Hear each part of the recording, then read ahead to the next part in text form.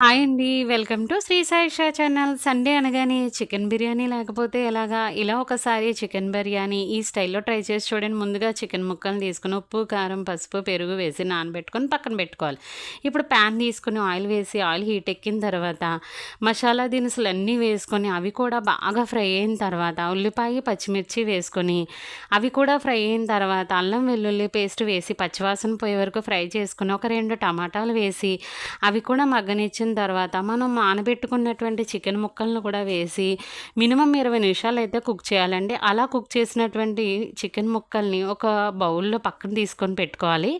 ఇప్పుడు అదే గ్రేవీలోకి నానబెట్టుకున్నటువంటి బియ్యాన్ని వేసి బాగా ఉడికిన తర్వాత ఇంకా దగ్గరికొచ్చేస్తుందనగా మనం పక్కన పెట్టుకున్నటువంటి గ్రేవీతో ఉన్న చికెన్ ముక్కలు వేసి బిర్యానీలో కలుపుకొని పైన కొత్తిమీరతో గార్నిష్ చేసుకుంటే అసలు చికెన్ బిర్యానీ ఉంటుందండి. ఎంతో టేస్టీగా ముక్కలకంతా పడుతుందండి. Thank you.